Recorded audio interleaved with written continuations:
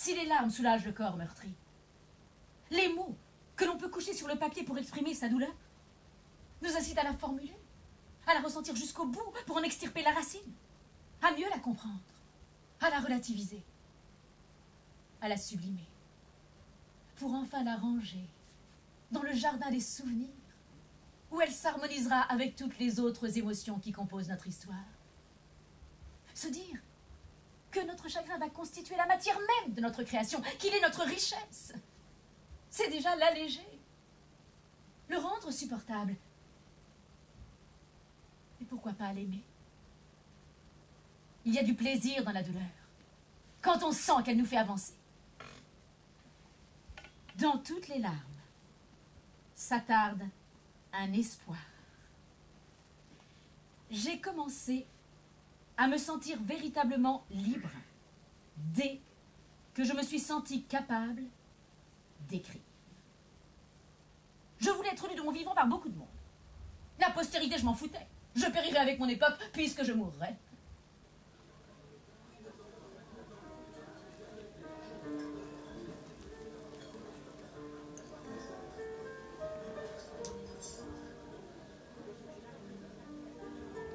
C'est dans les cafés que je me sentais le plus à l'aise pour écrire.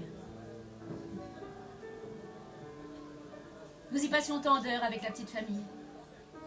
Lisant, Maheu, Camus, Vian, Prévet, Queneau. Quand je m'installais à une table du Flore ou du Dôme le matin, il me semblait que l'atmosphère était encore pleine de toutes les idées échangées la veille, et qu'une inhalation suffirait à m'inspirer une pensée créatrice. Gréco a parlé de ma méthode de travail. Ses yeux bleus de mer sous l'orage lancent des éclairs mal contenus.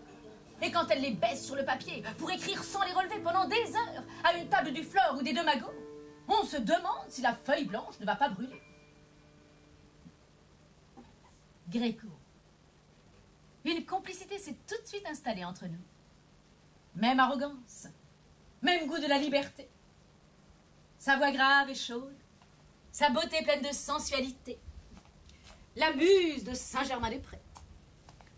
Une passion de soirée au tabou, au caveau d'Aïchette, au son du jazz de Claude Luther, des mélodies de Mouloudji, des chansons de Vian ou de Léo Ferré. T'es toute nue sous ton poule, y a la rue qui est ma boule, jolie môme. T'as ton cœur à ton cou et le bonheur par en dessous, jolie môme.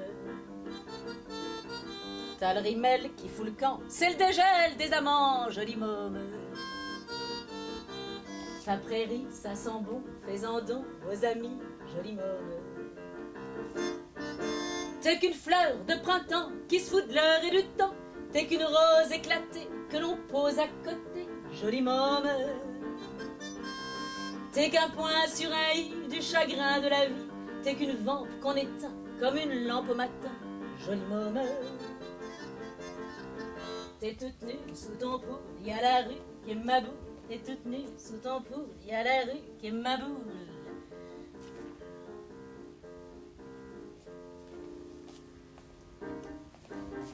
Y en a qui collectionnent les scarabées, y en a qui affectionnent les macabées. Il y a des gens qui ont la passion des orthoptères, des ascensions, des vieilles cafetières, des petites anthères, des occasions. Il y en a qui collectionnent les assiettes bleues, il y en a qui se passionnent pour le vin vieux. Tous ces gens cherchent sans arrêt l'idéal qui les satisfait. Et moi, le seul truc qui me plaît, voilà ce que c'est.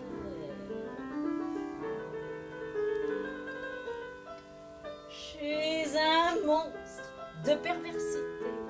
Je suis le contraire d'une sœur de charité. Je remplis des mâles de cœur de mâle. Je m'en régale avec avidité.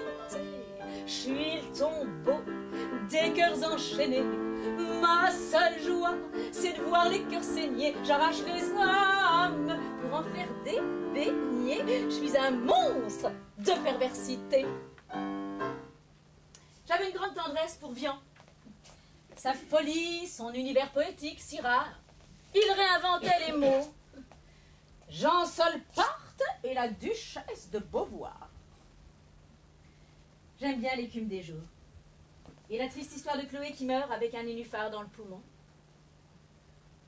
La main de Chloé, tiède et confiante, était dans la main de Colin.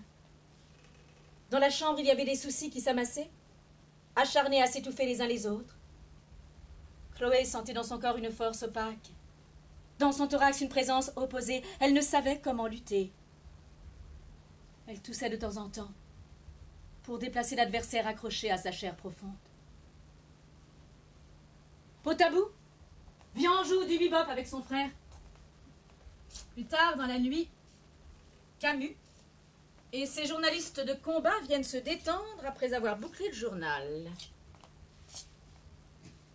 Camus, son regard pétillant d'intelligence, son exigence, sa générosité,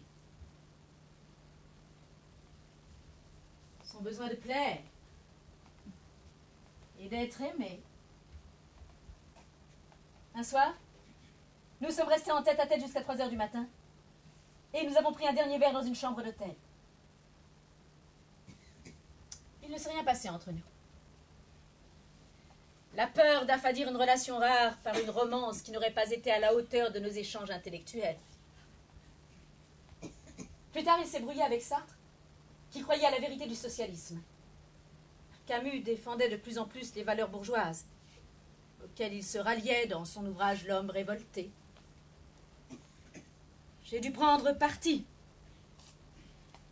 Notre amitié s'en est trouvée ternie.